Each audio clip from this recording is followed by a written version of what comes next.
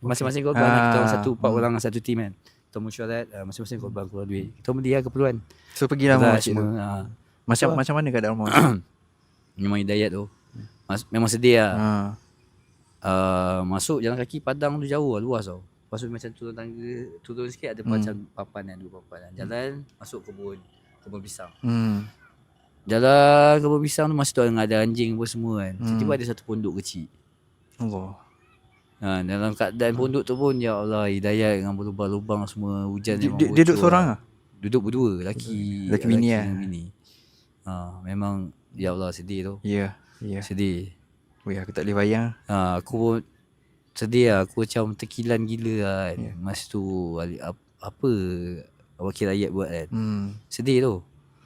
So, aku agak fucked up sikit lah dengan politik memang fucked up habis lah. Aku kerja bidang ni aku memang sebab aku yang tanya soalan tu kan. Jadi aku tahu kadang-kadang ada benda rahsia yang orang awam tak tahu, aku tahu. Sebab dia based on soalan tu. Sebab soalan tu dia tanya mana benda tu ada.